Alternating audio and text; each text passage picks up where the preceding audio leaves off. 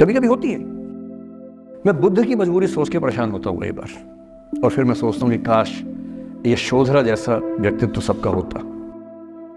बुद्ध की रियल कहानी क्या है शायद किसी को नहीं पता। मैं जिस कहानी की बात कर रहा हूँ, मैथिली शरण गुप्त नाम के एक बड़े प्रसिद्ध कवि ने यशोधरा नाम की पुस्तक में वो कहानी लिखी है, भूमिका में जिक्र किया।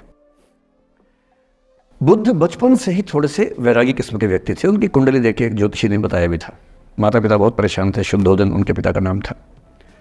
माता पिता ने बहुत कोशिश की कि इस बच्चे का मन विरक्त ना हो। अच्छा महल बनवाया, सारी सुविधाएं दी।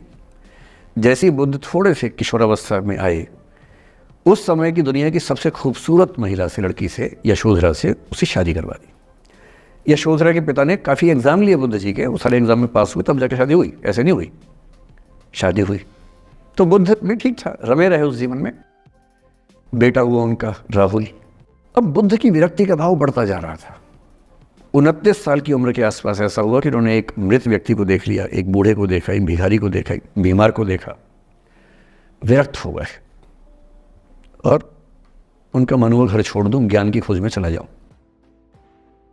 अब ज्ञान की खोज में जाएं, उनको पता है कि भाई मेरी पत्नी भी है, मेरा बेटा भी है, राज्य भी है, कैसे छोड़ दूं? छोड़ना जरूरी है। अंदर की आवाज है कि छोड़ो, तुम इस चीज के नहीं बने हो, तुम्हारा स्वधर्म कुछ और है। बाहर की जिम्मेदारी है कि छोड़ नहीं सकते। मैं अनुमान करता हूं कि बुद्ध ने शायद अपने पिताजी से कहा हो कभी कि पिताजी मैं बहुत परेशान हूं, छोड़ना चाहता हूं। तो पिता ने समझा बुझा के मना किया होगा कि बेटा शोभा नहीं देता, ऐसा मत करो। हो सकता है पत्नी से भी बात की हो, पत्नी ने भी कहा हो कि ये क्या बात हुई, हम सबका जीवन तुम पे टिका है, बच्चा अभी बिस्तर से भी नहीं उतरा है, अभी तो चलना भी नहीं शुरू किया है, तुम ऐसी बात कर रहे हो। इसका जिक्र नहीं मिलता इतिहास में कि ये बात हुई कि नहीं हुई।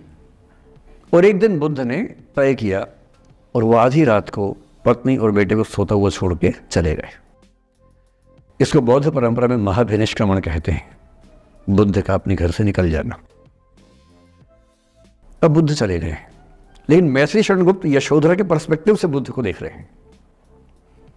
यशोधरा बहुत परेशान है, भाई पति चला गया है, बच्चे का पिता चला गया, मजाक थोड़ना है। राजा परेशान है कि उनका उत्तराधिकारी चला गया है। यशोधरा इतनी परेशान है, बहुत लंबे समय तक छंद आते रहते हैं कि वो कितनी बेचैन है, कितनी परेशान है। लेकिन यशोधरा की सबसे बड़ी परेशानी इस बात से नहीं कि बुद्ध चले गए, इस बात से है कि बिना बताए चले गए, भरोसा नहीं किया। और वो अपनी सहेली से कहती है, सिद्धि हेतु स्वामी गए, यह गौरव की बात। मुझे गर्व है कि मेरा पति इतने महान काम के लिए गया है। सिद्धि हेतु स्वामी गए, यह गौरव की बात, पर चोरी चोरी गए, यही बड़ा व्याघात। सखी वो मुझसे कहकर जाते, कह तो क्या वो मुझको अपनी पथ बाधा ही पाते, क्या मैं रास्ता रोकती उनका? उसके मन में ये मलाल है कि बिना बताए चले गए। वो इस भाव को लेट गो नहीं कर पा रही है, परेशान है। फिर बुद्ध को ज्ञान मिला 6 साल की तपस्या के बाद, बोधगया में बोधि वृक्ष के नीचे ज्ञान मिला। बात फैल गई।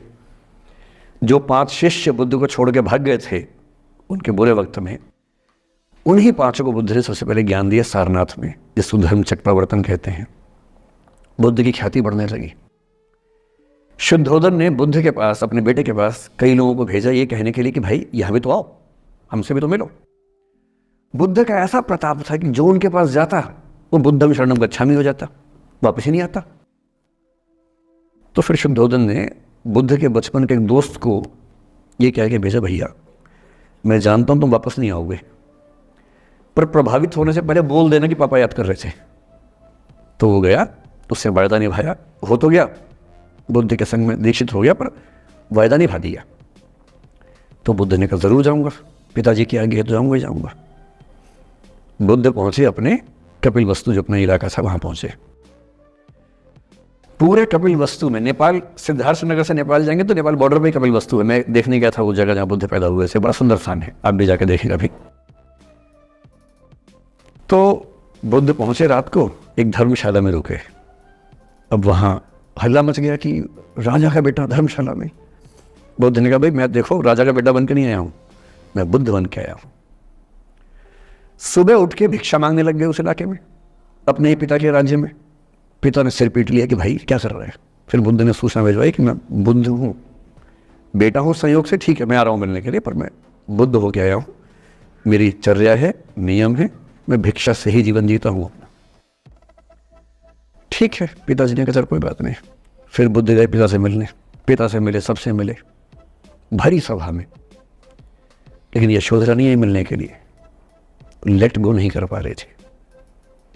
उसके मन में दर्द था, छुप के क्यों गया, बता के जाता। बुद्ध ने पूछा पिता से कि यशोधरा कहाँ है, तो बोले कि वो कह रही है कि अगर बुद्ध मिलना चाहेंगे तो खुद ही मिलने आएंगे मुझसे, मैं क्यों जाऊंगी भाई, आत्मसम्मान भी तो कोई चीज़ है, मैं क्यों मिलने जाऊंगी। तो बुद्ध मिलने गए। सोचिए कमरे में यशोधरा बैठी है, राहुल साथ में। अब राहुल थोड़ा सा बड़ा हो गया है, 6-7 साल का है। बुद्ध गए हैं।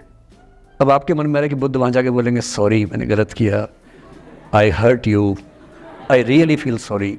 बुद्ध है वो बुद्ध, वहाँ जाके क्या बोल रहे पता है, भिक्षाम देहि, भिक्षा दो। और यशोधरा कितनी महान महिला रही होगी, उसने अपने बेटे का हाथ बाप के हाथ में दे दिया। लेट गो का इससे महान उदाहरण दुनिया के इतिहास में नहीं है कि चलो आखिर तुमने आके झुक के कुछ मांगा तो सही। उसकी जितनी ईगो थी, अहंकार था, सब विगलित हो गया। और जो औरत परेशान थी कि मुझसे बिना बताया गया, उसने अपने बेटे को दे दिया कि इसको लेके जाओ, क्योंकि मैं जानती हूं कि तुम महान काम कर रहे हो, और तुम महान काम कर रहे हो तो मैं क्यों बीच में आऊंगी भाई, मेरा पति महान काम कर रहा है तो मुझे खुशी होनी चाहिए, और तुम्हारी उस खुशी में मैं क्यों पीछे हटूं। बस मुझे भरोसे में लेके जाते तो और खुश होती।